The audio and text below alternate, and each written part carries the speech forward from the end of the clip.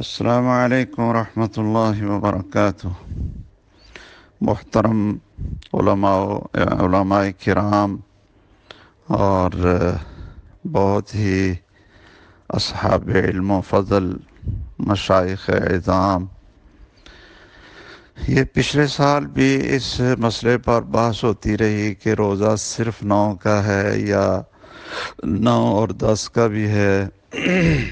تو میرا خیال ہے پچھلے سال بھی اسی طرح ہی دلائل جانبین سے آتے رہے اور اس دفعہ بھی وہ ماشاءاللہ شروع ہو گیا ہے۔ میں نے پچھلے سال بھی کچھ گزارشات کی تھیں، تو اب بھی میں اپنی جو ناقص علم اور سمجھ کے مطابق چند باتیں عرض کرتا ہوں۔ امید ہے کہ آپ حضرات ان پر بھی غور فرما لیں گے۔ پہلی بات یہ ہے کہ بالاتفاق تمام اصولیوں کے خبر کا نسخ نہیں ہوتا۔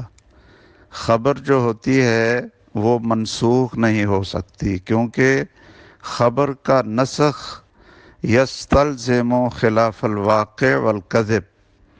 اس لیے یہ ممکن نہیں ہے کہ آپ نے ایک خبر دی ہو اور پھر آپ اس کو منسوخ کر دیں۔ خبر کا نسخ ہوتا ہی نہیں۔ تمام اصول فقہ کی کتابیں آپ نکال کر دیکھ لیں تو یہ رسول اللہ صلی اللہ علیہ وسلم نے خبر دی ہے، صوم یوم عاشوراء یکفر السنۃ الماضیہ، یہ ایک خبر ہے، ایک فضیلت ہے۔ اب اس کو منسوخ قرار دینا کسی نص قطعی بھی کوئی نہیں ہے، اور ایسے ہی ظنون اور تخمینات کے ساتھ یہ چیز بالکل ناقابل فہم ہے۔ دوسری گزارش یہ ہے کہ یہ جو حدیث ہے لا اصومن التاسع، اس میں جو اس کو بیان کرنے والے ہیں وہ سیدنا عبداللہ ابن عباس ہیں رضی اللہ تعالیٰ عنہما، اور وہ خود کہتے ہیں، ان سے پوچھا گیا عاشوراء کے روزے کے بارے میں، جیسا کہ مصنف عبد الرزاق میں ہے اور اسی طرح سنن الکبریٰ بہقی میں ہے، بالکل صحیح سند کے ساتھ۔ تو انہوں نے فرمایا کہ صوم التاسع والعاشرہ خالف الیہود۔ اب وہ سمجھ رہے ہیں کہ یہودیوں کی مخالفت اس طریقے سے بھی ہو جاتی ہے کہ 10 کے ساتھ 9 کا روزہ رکھیں تو یہ یہودیوں کی مخالفت ہو جاتی ہے۔ تو اب ایک فقیہ صحابی وہ خالف ہو کا بھی ان کو معنی ہمیں شک رہے کہ پتہ نہیں خالف ہو کا جو ہمیں معنی بڑا سمجھ آ رہا ہے کہ وہ اس دن روزہ ہی نہ رکھا جائے، تو یہ عبداللہ بن عباس رضی اللہ تعالی عنہما وہ نہیں یہ سمجھ رہے۔ اور ویسے بھی جو ایک حدیث اس کو شیخ البانی نے تو صحیح کہا ہے کہ لا تصوموا یوم السبت الا فیما افترض علیکم، کہ اکیلا جو ہے نا یہ جو روزہ ہے ہفتے کے دن کا، اس سے رسول اللہ صلی اللہ علیہ وسلم نے منع فرمایا۔ لیکن اگر ساتھ جمعہ کا ملا لیا جائے یا ساتھ ہفتے کے دن کے ساتھ اتوار کا ملا لیا جائے، یہ خود بھی رسول اللہ صلی اللہ علیہ وسلم ملا کر روزہ رکھ لیتے تھے، تو یہ من وجہ ایک مخالفت ہو جاتی ہے۔ اسی طرح جو یہودی تھے وہ جوتا پہن کر نماز نہیں پڑھتے تھے۔ ہمیں یہ نہیں کہا کہ نماز ہی نہ پڑھو، یہ کہا کہ جوتا پہن کر نماز پڑھو، یہ ان کی مخالفت ہو جائے گی۔ یہ من وجہ مخالفت ہو جاتی ہے، اور انسان ان کی تشبہ سے بچ جاتا ہے۔ تیسری گزارش یہ ہے کہ سیدنا امیر معاویہ رضی اللہ تعالیٰ عنہ مدینہ منورہ میں جب حج کے بعد واپس آئے تو اس وقت کثیر صحابہ کی تعداد موجود تھی، اور انہوں نے مسجد نبوی میں آ کر خطبہ ارشاد فرمایا، اور یا اہل المدینہ این علماؤکم، یہ بھی انہوں نے ساتھ کہا اور یہ فرمایا کہ عاشورے کا روزہ رسول اللہ صلی اللہ علیہ وسلم نے اس کو پہلے حکم دیا تھا، اور بعد میں پھر جو آپ نے اس کا اختیار دے دیا تھا، تو ہم یہ عاشورے کا روزہ رکھیں گے۔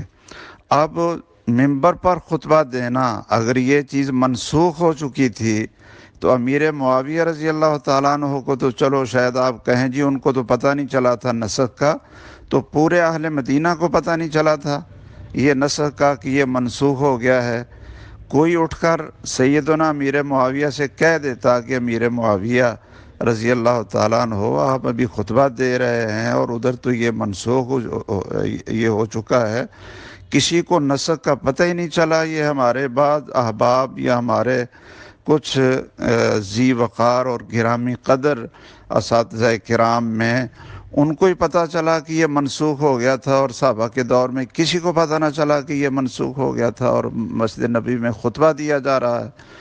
تو اسی طرح جو یہ بات ہے کہ لاسومن نتاسیہ کی دلالت قطعی ہے، یہ دلالت قطعی کیسے ہو سکتی ہے؟ آپ یہ کہہ سکتے ہیں کہ اس کا مفہوم مخالف جو تاسع کا ہے، وہ مفہوم مخالف یہ ہے کہ نہ 10 اور نہ 9، لیکن جب مفہوم مخالف کے خلاف منطوق آ جائے تو پھر مفہوم مخالف تو مراد ہی نہیں ہوتا۔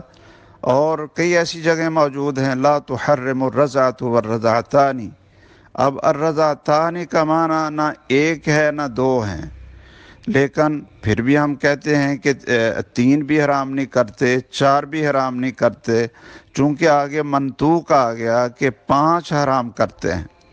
تو اس لیے یہ کوئی مضبوط دلیل نہیں ہے کہ تاسع کے لفظ کو پکڑ کر جس سے کسی صحابی کو سمجھ نہیں آئی بلکہ صحابہ کو اس کے خلاف سمجھ آئی، وہ ہم لے کر اس کو بیٹھ جائیں۔